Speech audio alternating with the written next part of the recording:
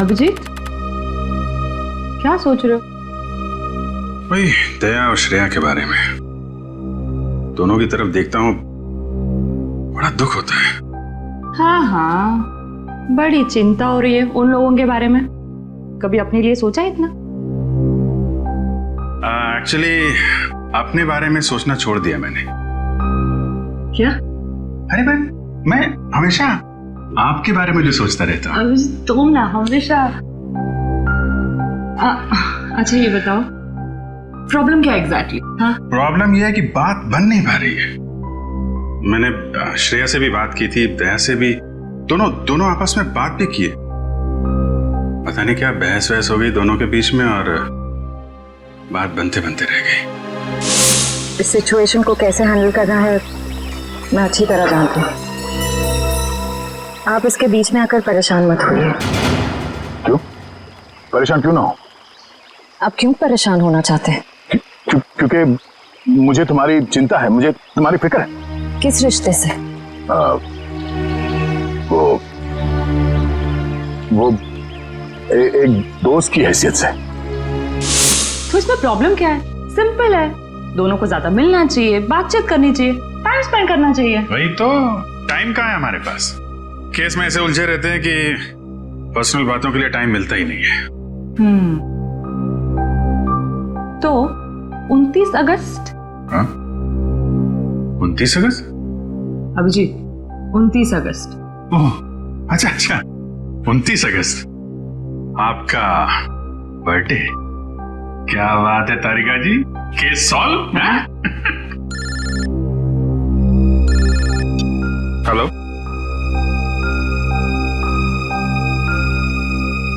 एक नया case. Sir लगातार कुछ बड़बड़ा रहा था और मैंने उससे पूछा क्या कर रहे हो। उसने जोरदार धक्का मारा और बोला वो लोग तुम्हें छोड़ेंगे नहीं। उसने तुम्हें जोरदार धक्का मारा? जी सर। और कह रहा था कि वो लोग तुम्हें छोड़ेंगे नहीं? जी सर। और सर मुझे लगा कुछ खून का मामला है तो मैंने आपको फोन कर दिया।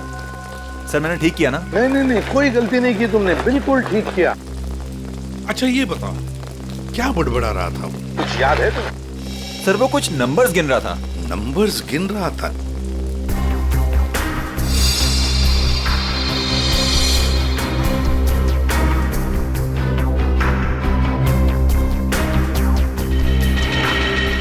हाँ अभिजीत, क्या लगता है?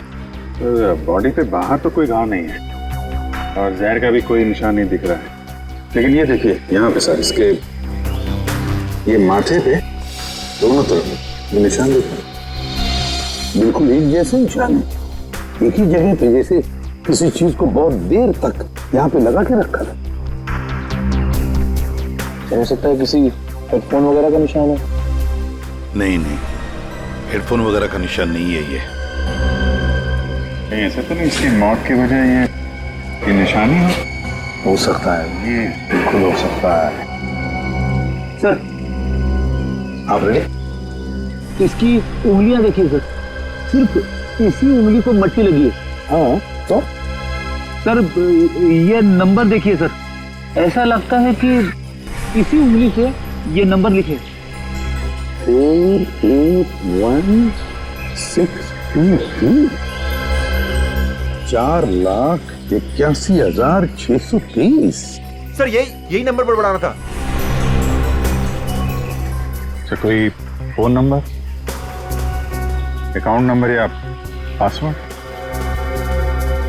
जो भी हो अभिजीत, बड़ा इंपॉर्टेंट नंबर है ये, वरना ये आदमी मरते वक्त ये नंबर लिख के नहीं जाता। 481,623। सर हाँ, तो इसकी जेब में वॉलेट मिला है सर, बहुत सारा कैश है।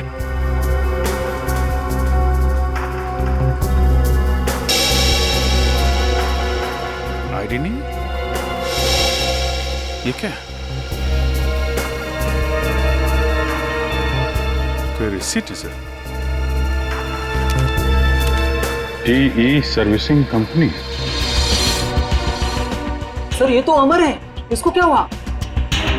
किसी ने इसका खून कर दिया है। खून? जी हाँ। सर मुझे पहले ही ऐसे ही लग रहा था कि इसके साथ ऐसा कुछ होने वाला है। पहले से ऐसा लग रहा था? क्यों? सर एक काम करता है मैकेनिकल का और उसके रोज के खर्चे हैं शहंशाह जैसे। उसका पैसे से बटवा हमेशा भरा हुआ रहता था। अरे तो तुमने पूछा नहीं कि उसके पास इतने पैसे आते कहाँ से थे? उसने कहा अपने काम से काम रख, नहीं तो उड़ा दूंगा तुझे, समझ रहा ना? ऐसा से धमकी दिया उसने। वो तो गुंडा था साहब। रहता कहाँ था ये अमर?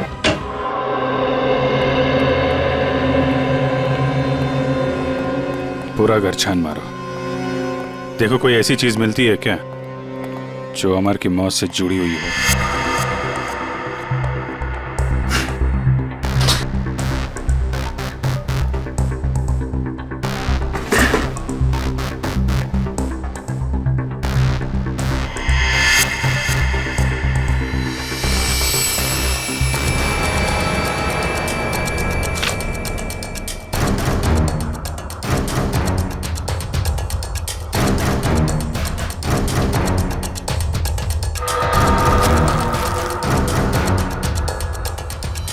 Mobile phone?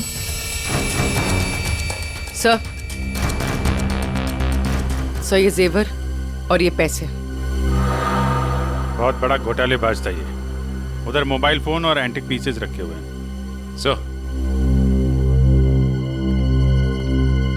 सर यहाँ ताला खोलने और ताला तोड़ने का सारा सामान मौजूद है, ये देखिए।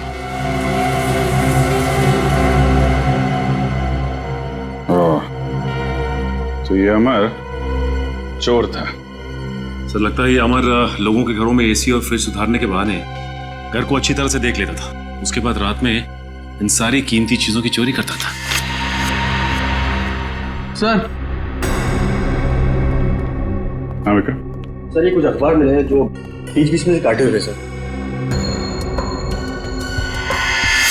कुछ अक्षर कटे हुए हैं।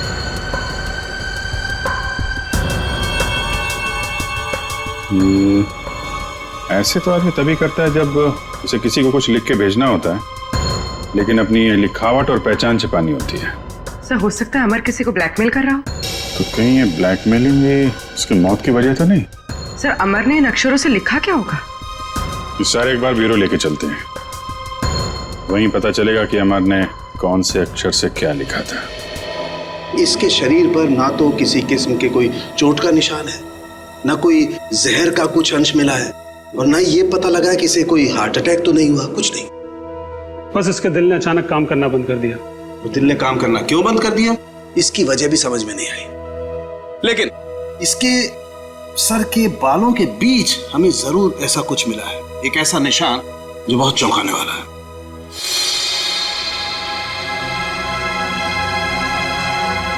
ये देखो,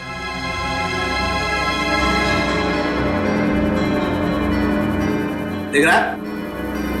गौर से देखो।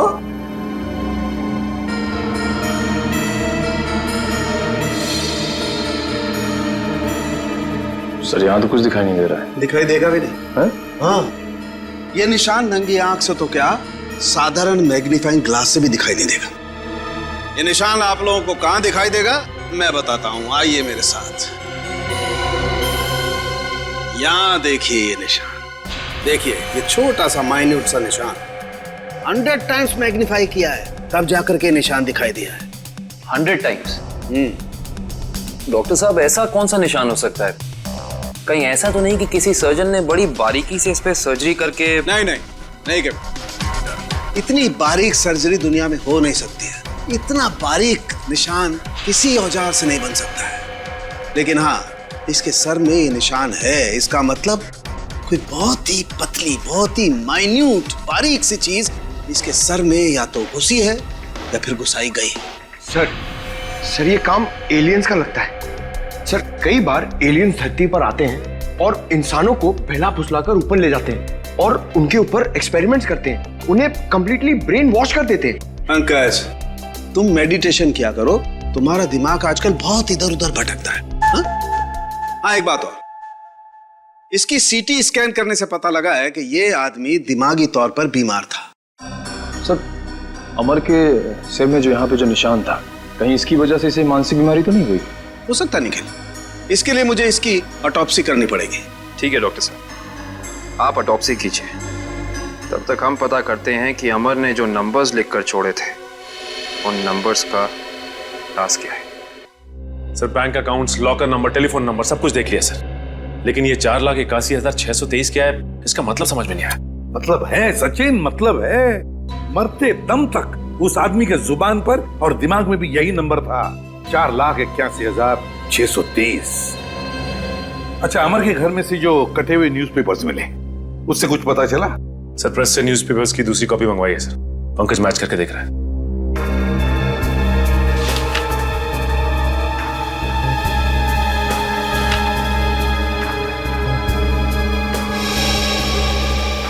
Ishita, Rajmahal behind 11 PM।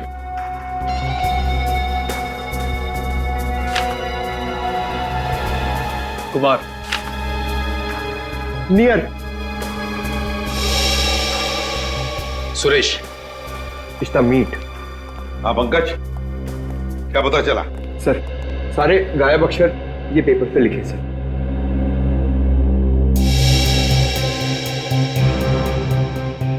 Rajmahal behind me is near 11 PM which meet Suresh, your Kumar। Sir, ये तो एक पहेली लग रही है। पहली ही है, मगर पहेलियां बनती हैं छुड़वाने के लिए। क्या बात है सर, जैसे रिकॉर्ड बनते हैं टूटने के लिए। बिल्कुल। Meet me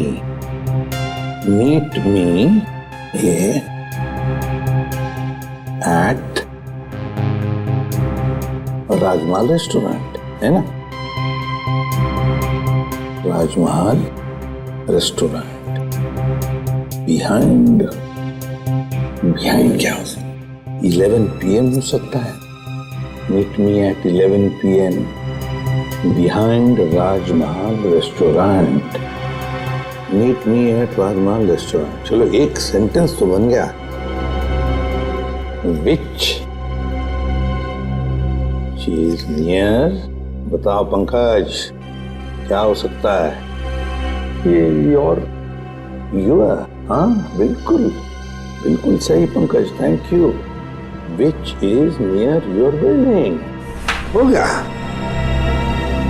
Suresh Kumar meet me at 11 PM behind Rajmahal restaurant which is near your building. Sir, ये राजमहल रेस्टोरेंट तो अंधेरी का एक रेस्टोरेंट है, बहुत ही फेमस रेस्टोरेंट सर। तो फिर सचिन, इस राजमहल रेस्टोरेंट के पास रहने वाले सुरेश कुमार के बारे में पूरा पता लगाओ। सुरेश कुमार।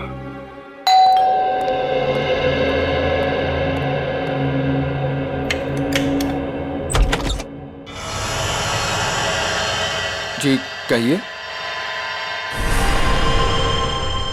कौन है आप? क्या चाहते हैं? पैसा, ढेर सारा पैसा। हेलो हेलो, कौन हो तुम और क्यों दूं मैं तुम्हें पैसा? हाँ? अमर को क्यों दिए थे? अमर को? हाँ, सब पता है मुझे। जी, वो मुझे ब्लैकमेल कर रहा था और इसीलिए तुमने अमर का खून कर दिया। क्या खून? देखिए, मैंने किसी का खून नहीं किया है। झूठ!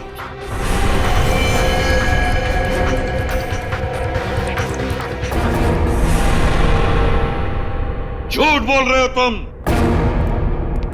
तुमने ही मारा है अमर को। नहीं नहीं सर, मैं सच बोल रहा हूं, मैंने नहीं मारा किसी को। लेकिन आप लोग कौन हैं? हम लोग CID से। CID? हाँ, CID।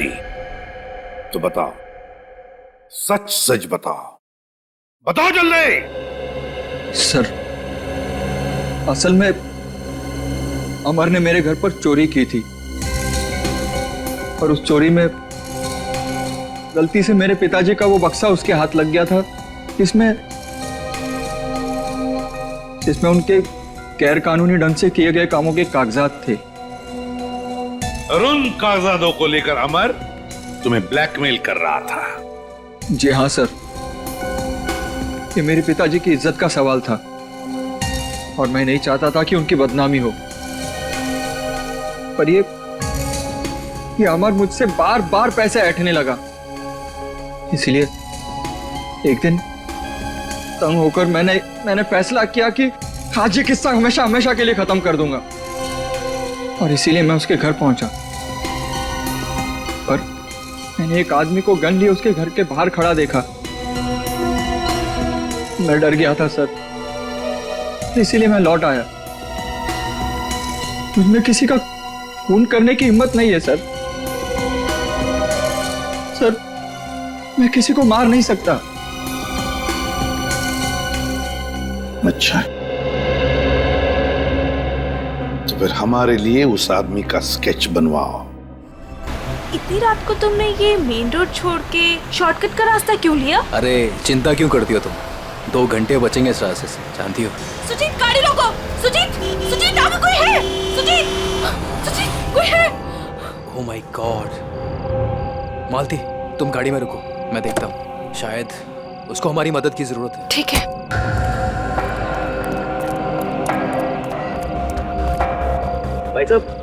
भाई साहब, उठो भाई साहब, क्या हुआ?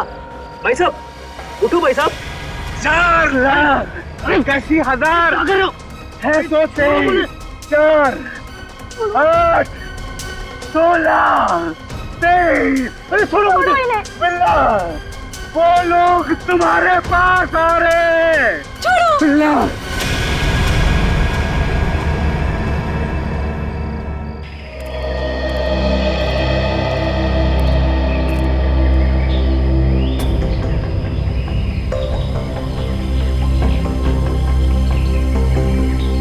बॉडी पे तो कहीं घाव का निशान नहीं दिख रहा है। अभिजीत, कपड़े फटे हैं, लगता है किसी के साथ हाथापाई तो जरूर हुई होगी। सर, ये यहाँ इतनी सुनसान जगह पे करने क्या आया होगा? सर, हाँ, पर्स में से ये आई कार्ड मिला है। इसका नाम धनंजय है। धनंजय?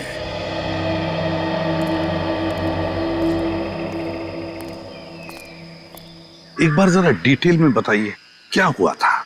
हाँ सर, ये आदमी रोड पे मुंह के बल गिरा हुआ था। मैंने इसकी हेल्प करने की कोशिश की, लेकिन इसने मुझ पर हमला कर दिया सर। और हाँ सर, ये कुछ नंबर भी बड़बड़ा रहा था। नंबर? अमर भी तो नंबर ही बड़बड़ा रहा था। हाँ, 48163। हाँ, ये 4,81,623 ऐसा कुछ? जी, हाँ सर, यही नंबर था। अच्छा, अब इसके अलावा कुछ और बोल रहा था, बड़बड़ा रहा था? हाँ सर, वो काफी डरा हुआ था और चिल्लाकर बोल रहा था, बिल्ला, वो लोग आ रहे हैं। बिल्ला? सर, बिल्ला, ये नाम मैंने पहले कहीं सुना है सर। अच्छा, अभिजीत, एक काम करो, इस धनंजय का पूरा पता लगाओ और इस बिल्ला की पूरी कुंडली निकालो। अगर ये बिल्ला मिल गया तो समझ लो इस नंबर का राज भी खुल गया। रघु, हमें बिल्ला के बारे में तुमसे कुछ जानकारी चाहिए। रघु, हम तुमसे कुछ पूछ रहे हैं। हाँ? रघु, हम सीआईडी से, और हमारा ये जानना बहुत जरूरी है कि बिल्ला इस जेल से फरार क्यों हुआ। सर, लगता है इसकी आंखों के साथ साथ इसका मुंह भी बंद पड़ गया। रघु, हमें पता चला है कि तुम्हारे 2 बच्चे, पहला 11 साल का गुड्डू और दूसरी 9 साल की मुन्नी। और हमें यह भी पता है कि उन दोनों मासूम बच्चों को यह नहीं पता कि उनका बाप यहाँ इस जेल में बंद है। अब अगर ऐसी कोई खबर उन दोनों बच्चों तक पहुंच गई तो नहीं साहब, ऐसा मत करिए, उनको कुछ मत बताइए साहब। फिर तुम्हें बताना होगा कि बिल्ला यहाँ से भागा क्यों। जी साहब, बिल्ला के अंदर बहुत सारी कमियां थी, लेकिन वो इतना बेवकूफ नहीं था कि 6 दिन पहले ही जेल से भाग जाए। फिर बिल्ला जेल से भागा क्यों? धनंजय ने मरने से पहले बिल्ला का नाम लिया है। साहब, एक दिन मैंने बिल्ला को मैस में एक कैदी से बात करते हुए देखा साहब। कैदी से? कौन था वो? साहब, मैंने उसका चेहरा तो नहीं देखा, क्योंकि उसकी पीठ मेरी तरफ थी साहब। उसके बाद फिर वो डरा डरा सा रहने लगा। इसका मतलब तुम कहना चाहते हो कि उस कैदी ने बिल्ला को धमकाया था? हो सकता है साहब। सर मतलब बिल्ला की जान को खतरा होगा? ऐसे ही लगता है पंकज, और अपनी जान बचाने के लिए बिल्ला इस जेल से फरार हो गया। रघु, एक बात बताओ, इस जेल में आग लगी कैसे? क्या साहब, ये कोई जंगल थोड़ी ना है साहब जो आग अपने आप लग जाए। आप तो सीआईडी वाले हैं, आपसे क्या छुपा है साहब? साहब ये आग लगी नहीं साहब, लगाई गई है। रघु, फिर तुम हमें ये बता सकते हो कि जेल में आग लगवाई किसने? पता नहीं साहब। ठीक है सर, अब क्या कर? जो 3 लोग बिल्ला के साथ फरार हुए थे उनके बारे में पता लगाते हैं। बॉस, मैंने उन दोनों की ऑटोप्सी की है और ऑटोप्सी से पता लगा है कि उन दोनों के दिमाग में परजीवी कीड़े, पैरासिटिक वर्म्स के अंश मिले हैं। परजीवी कीड़े? हाँ, ये कीड़े बहुत ही खतरनाक होते हैं। छोटे से छोटे, माइन्यूट से माइन्यूट घाव के जरिए भी शरीर के अंदर घुसकर दिमाग तक पहुंच जाते हैं और दिमाग को खोखला कर देते हैं। मगर सालुंखे, ये कीड़े आते कहां से हैं? बस अधिकतर ये कीड़े रुके हुए पानी में किसी पोखर में मिलते हैं, लेकिन हर पोखर में भी नहीं मिल सकते। देख सालुंखे, ये मौत नहीं है, खून है, खून। कहीं से तो आए होंगे ना ये कीड़े, कहीं पर से तो। एक जगह है बॉस। कहां से? शहर में एक ऐसी लेबोरेटरी है जो अपनी रिसर्च के लिए इस तरीके के कीड़े अपने पास रखती है। Research laboratory? तो फिर इस लेबोरेटरी के बारे में पता लगाना पड़ेगा, उन्हीं से पता चलेगा इन कीड़ों के बारे में। सर बिल्ला, सर ये देखिए, सुरेश ने उस आदमी का स्केच बना दिया जो अमर के घर के बाहर खड़ा था। तो फिर बस इस स्केच की कॉपीज बनाओ और सारे पुलिस स्टेशन और चेक नाकों पर भेज दो और कहो उनसे जहां पर भी आदमी दिखे उठाओ उसे। सर, ये उन तीनों की फाइल है जो बिल्ला के साथ यहाँ से फरार हुए।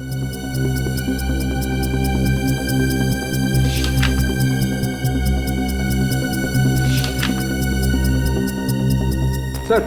हाँ पंकज। सर ये आदमी को देखिए। ये आदमी? ये तो वही आदमी है ना जिसका स्केच सुरेश ने बनवाया था। वही आदमी जो अमर के घर के बाहर खड़ा हुआ दिखा था। इसमें तो लिखा है ये धनंजय आग लगने से 2 दिन पहले ही यहाँ आया था, एक छोटे मोटे जुर्म है। इसका मतलब जरूर अमर, धनंजय और बिल्ला के बीच आपस में कोई ना कोई संबंध था। ऐसे ही लगता है निखिल, ये सारी एक सोची समझी साजिश है। ये वही आदमी है जो जेल के अंदर आया और इसने फिर बिल्ला को धमकाया, फिर यहाँ जेल में आग लगाई और बिल्ला को अपने साथ लेकर फरार हो गया। मगर सर, इस बिल्ला में ऐसा खास है क्या? मेरा मतलब है कि कोई उसके लिए इतनी तकलीफ क्यों उठाएगा? यही तो पता करना है पंकज, आखिर उसमें ऐसा खास है क्या? कुछ दिन पहले बदमाशों ने हमारी लेबोरेटरी में डाका डाला था और पैसों के साथ साथ पैरासिटिकल वर्म्स के 2 बॉक्स भी उठा ले गए। सबने मास्क पहन रखे हैं। और सर, ये कैमरा नंबर 2 है जो हमारी लैब में लगा हुआ है।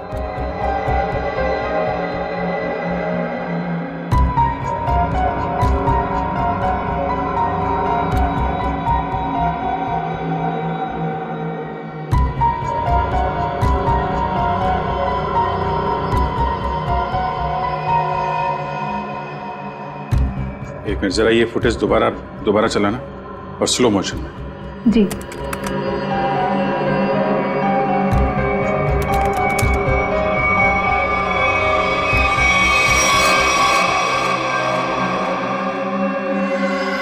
इसने तो अपने आप को भी चोट पहुंचाई।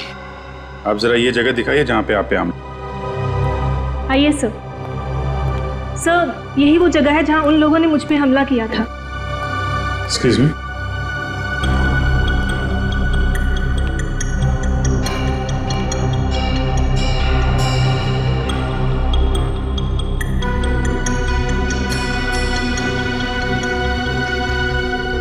तो इस जगह को तो अच्छी तरह से साफ कर दिया गया है, खून के निशान कहीं भी नजर नहीं आ रहे। अगर इस जगह को साफ नहीं किया होता तो खून के जरिए अपराधी जरूर पकड़ा जाता।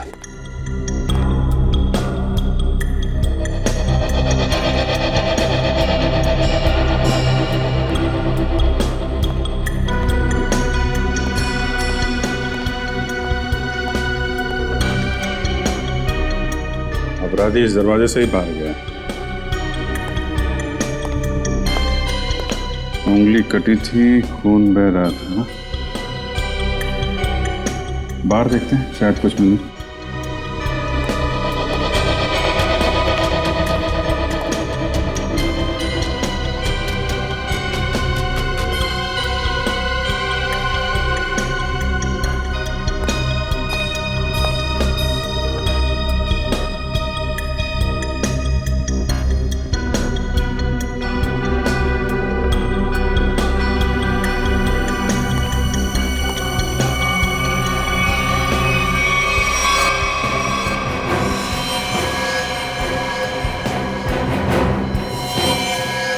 ये देखो,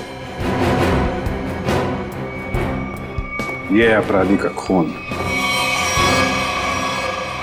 अब पता चल जाएगा है कौन वो।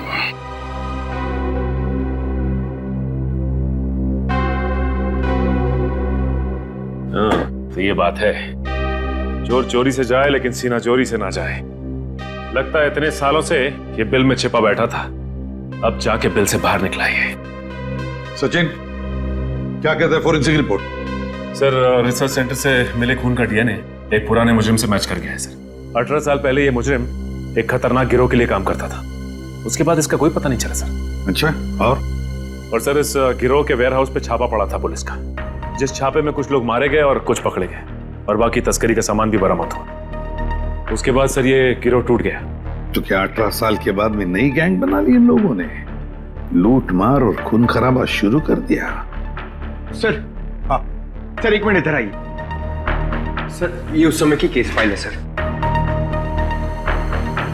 और ये कुछ फोटोग्राफ से उस पुलिस के छापे के।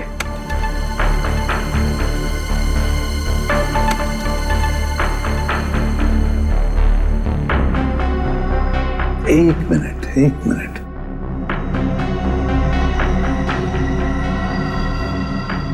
ध्यान से देखो सचिन। हाँ सर, ये वही नंबर है जो धनंजय और अमर मरने से पहले दोहरा रहे थे सर। एग्जैक्टली। ये सारा खून का खेल इसी नंबर से जुड़ा हुआ है, इसी नंबर से, इसी बक्से से जिसका नंबर है 4,81,630।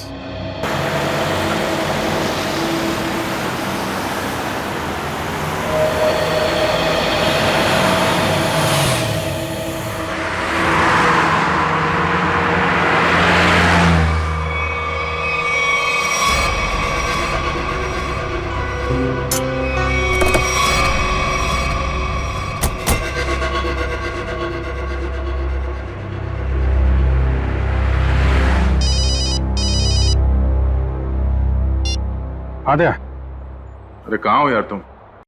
अरे यार ये कॉमन रोड पे थोड़ी गाड़ी खराब हो गई थी, 2 मिनट में आता हूँ बना के।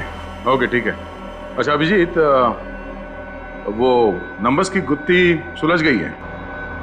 अच्छा, अरे वाह यार दया, ये जब से बिल्ला के केस में हम लोग घुसे हैं ना, मुझे कुछ और याद आ रहा है। क्या? यार मैं इससे पहले कहीं मिल चुका हूँ।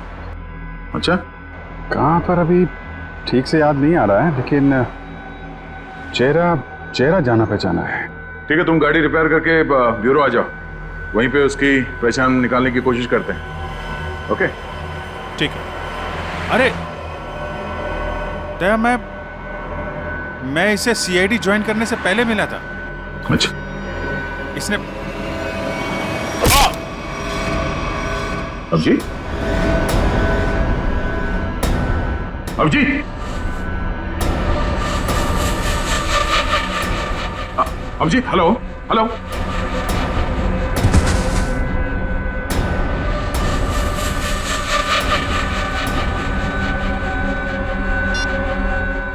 बॉस, काम हो गया है। हेलो, ये अभिजीत की आवाज तो नहीं थी, किसी और की आवाज थी। आवाज क्लियर नहीं थी। ये कहीं किडनैपर्स की आवाज तो नहीं?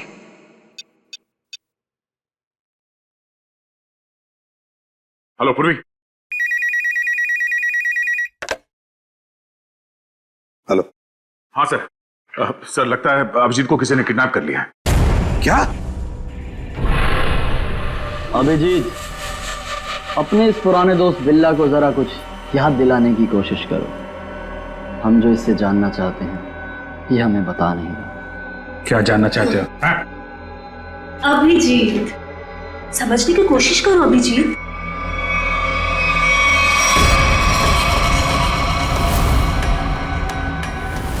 डॉक्टर शीतल, तुम? हाँ। अभिजीत, वो बक्सा मेरे लिए बहुत जरूरी है जो बिल्ला, धनंजय और उसके दोस्तों ने अपने बॉस के लिए पुलिस स्टोरेज रूम से चुराया था। किस बक्से की बात कर रहे हो तुम? मुझे कुछ पता नहीं है। मुझे भी नहीं।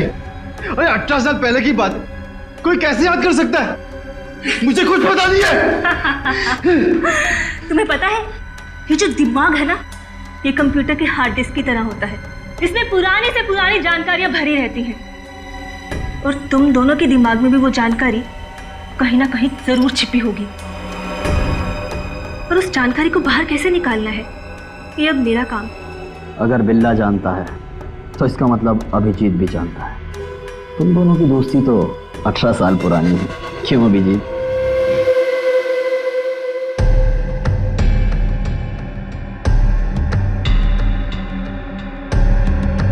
क्या ये सब? क्या ये? कुछ नहीं, बस तुम्हें इलेक्ट्रिक शॉक देने की तैयारी हो रही है। अगर तुम्हें शॉक नहीं दूंगी तो पता कैसे चलेगा जो हमें चाहिए?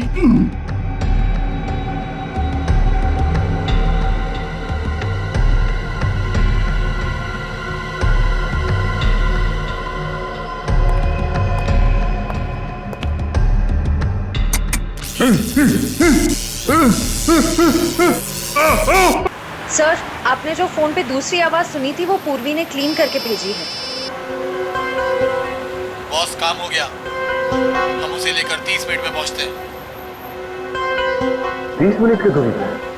इसका मतलब अभिजीत को जहाँ से अगवा किया गया था वहाँ से इन गुंडों का अड्डा 30 मिनट की दूरी पे है। पर सर, उस जगह से वो गुंडे किस दिशा में गए होंगे वो हमें कैसे पता चलेगा?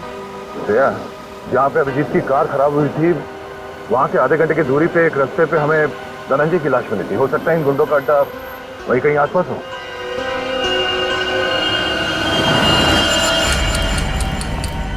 तुमने तो बहुत जल्दी हार मान ली अभिजीत, पर हम लोग हार नहीं मानने वाले जब तक हम अपने मतलब की जानकारी हासिल नहीं कर लेते। बॉस, बक्सा मिल गया और अंदर का सामान भी सही सलामत है। बहुत अच्छे, क्या बात है। इसका मतलब अब हमें इन दोनों की कोई जरूरत नहीं। इन्हें जल्द से जल्द ऊपर पहुंचाओ और निकलो यहाँ से। नहीं, मुझे अभी इनकी जरूरत है। मुझे अपनी रिसर्च के लिए इनके अंदर पैरासाइट डालने हैं। उसके थोड़ी देर बाद तक ये लोग जिंदा रहेंगे और फिर भगवान को प्यारे हो जाएंगे। तुम्हें इनके साथ जो भी करना है जल्दी करना, बचने नहीं चाहिए, वरना ये दोनों हमारे लिए खतरा बन जाएंगे।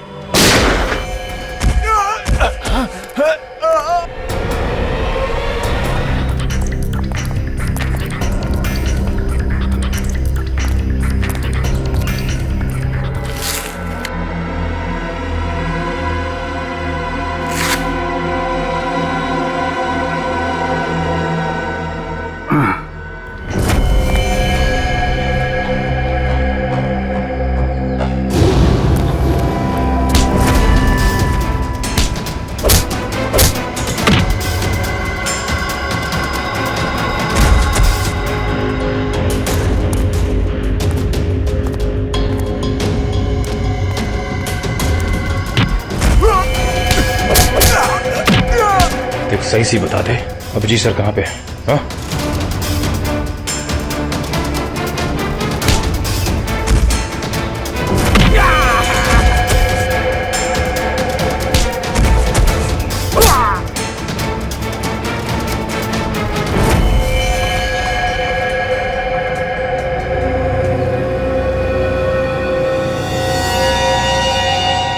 ये तो बिल्ला है। बिल्ला, बिल्ला, इसे भी अस्पताल ले जाना होगा। ये अभिजीत कहाँ गया?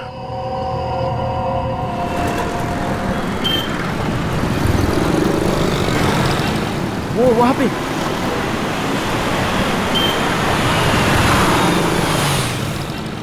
अभिजीत, कहाँ जा रहे हो अभिजीत? चलो जल्दी गाड़ी में बैठो। गाड़ी में क्यों? गाड़ी में क्यों अंकल? अरे तुम्हारे पीछे गुंडे पड़े हैं, वो तुम्हारे ऊपर कभी भी हमला कर सकते हैं। जल्दी गाड़ी में बैठो।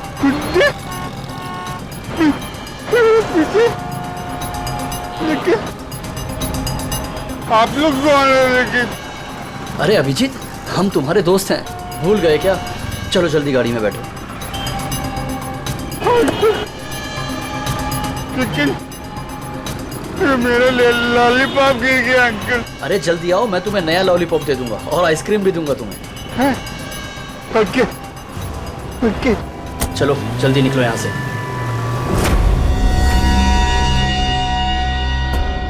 चलो चलो फटाफट चलो, जल्दी से, ना टाइम नहीं है ना हमारे पास, है ना? देखिए अंकल, हम लोग जा कर रहे हैं। हम लोग विदेश जा रहे हैं। विदेश घुमाने के लिए, तुम्हें घूमना है ना? वाह, विदेश जा रहे हैं, कितना मजा आएगा। हम लोग जहाज से जाएंगे अंकल। नहीं, हम लोग पानी के जहाज से जाएंगे। पानी के। वाह, पानी की जहाज से? हाँ। जो पानी में चलती है। हाँ। बहुत मजा आएगा, बहुत मजा आएगा।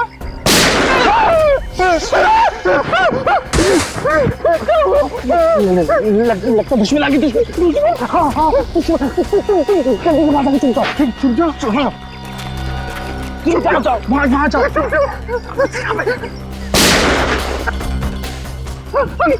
अंकल आप भी चुप जाओ। तुम जाओ। अभिजीत, अभिजीत, यहाँ है अभिजीत, यहाँ है अभिजीत।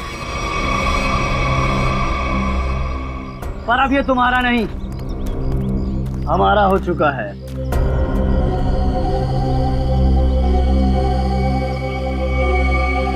इंस्पेक्टर विजय, तुम?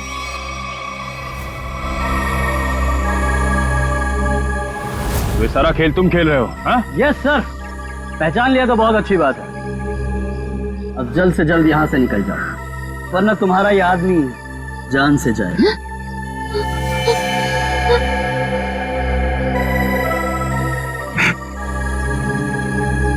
विजय, तुमने अभिजीत को नहीं, अपनी मौत को रखा अपने पास। तेरी फालतू बकवास सुनने का मेरे पास टाइम नहीं। फटाफट मुझे निकलने का रास्ता दो। हाँ, जाने दो हमको। हम लोग विदेश जा रहे हैं अंकल, पानी के जहाज से। सर, ये अभिजीत सर को क्या हो गया? सुना नहीं?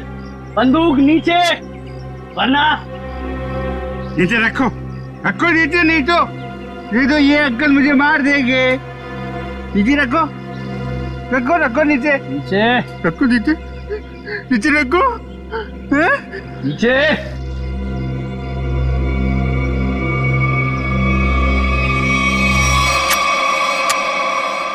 Very good. चलो रास्ता दीजिए आप लोग, चलो जल्दी चलो। होशियारी नहीं।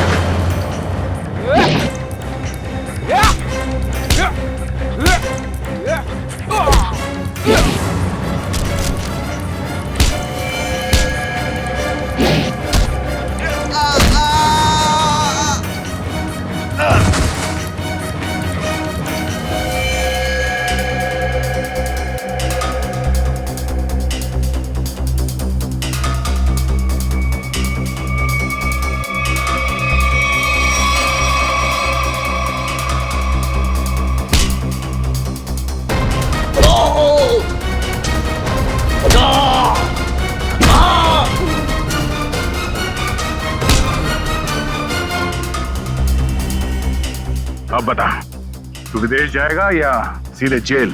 हाँ? दया, जाऊंगा तो विदेशी, वो देख।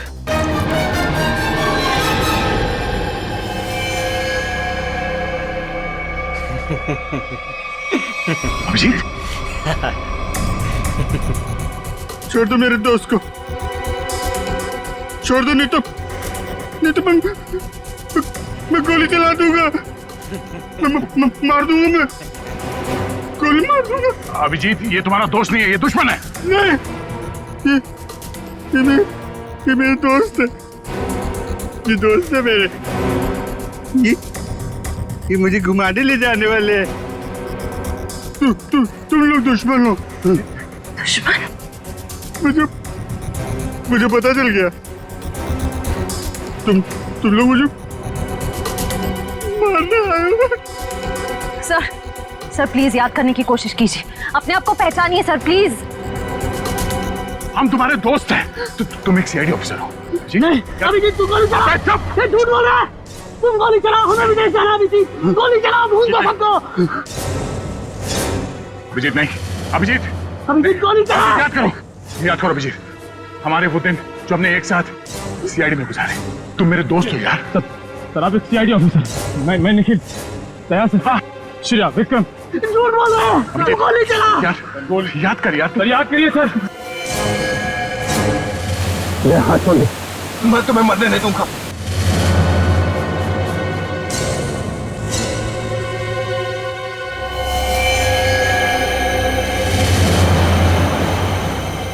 कल मेरी जरूरत पड़े तो याद करना।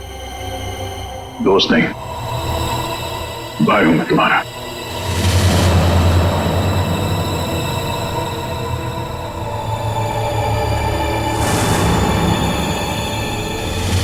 जैसा दोस्त दुनिया में और दूसरा कोई नहीं रहा।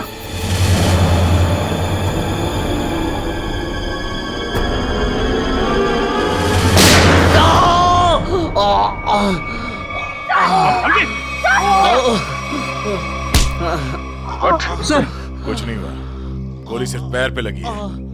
बता क्यों किया तूने ऐसा? हाँ? लालच सर, 100 करोड़ का लालच। मेरा असली नाम हरीश है। मैं उस गैंग का लीडर हूं जो वेयर हाउस में पकड़ा गया था 18 साल पहले। मुझे जेल हो गई थी। फिर तुम पुलिस डिपार्टमेंट में ऑफिसर कैसे बन गए? मैं अपना हुलिया और पहचान बदलकर उस पुलिस वाले की जगह पुलिस डिपार्टमेंट में घुस गया जिसका तबादला दूसरे शहर से हुआ था। और फिर तुमने उस बेचारे पुलिस ऑफिसर को अपने रास्ते से हटा दिया और उसकी जगह ले ली। हाँ सर, मुझे दुश्मन गैंग के लोगों की पूरी जानकारी चाहिए थी। और फिर जेल से छूटने के बाद उस बक्से के नंबर के जरिए तुम उस बक्से को हासिल करने की कोशिश में लग गए। उस बक्से में 100 करोड़ के ड्रग्स थे। काफी समय बीत चुका था, लोग कुछ बता नहीं पा रहे थे, इसलिए उनकी याददाश्त वापस लाने के लिए तुमने डॉक्टर शीतल के एक्सपेरिमेंट्स का इस्तेमाल किया उन पर।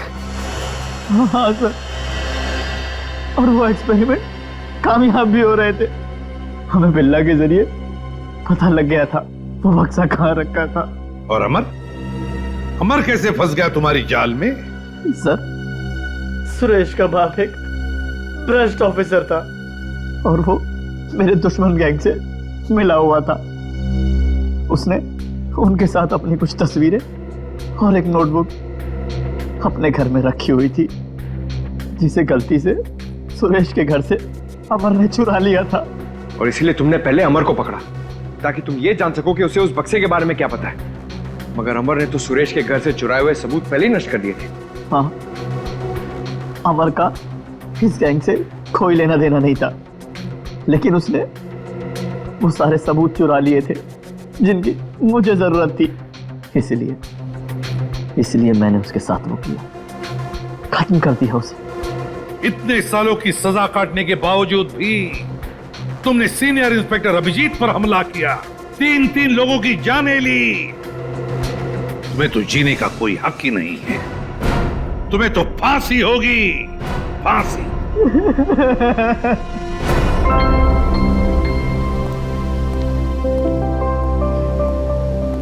अभी सब ठीक है ना? Many happy returns of the day. Oh Daya, That's for you. Thank you, Happy birthday. Thank you so much, this is beautiful. Thanks. ये कोई नजर नहीं आ रहा? अभिजीत आया नहीं क्या? अरे यार मैं यहाँ भाई। ये लो। फिट हो बॉस? अरे तारिका जी का बर्थडे और मैं फिट ना हूँ? अच्छा दया, श्रेया नहीं आई? अरे दया आ गया तो श्रेया भी आती होगी। हाँ वो तो नहीं यार, वो हमारी पिछली मुलाकात कुछ ठीक नहीं रही। तो अरे सब ठीक हो जाएगा यार। आज वो यहाँ आएगी ना तो उसे अपने दिल की बात बोल ही देना। क्यों? यस, इस बार तो एकदम।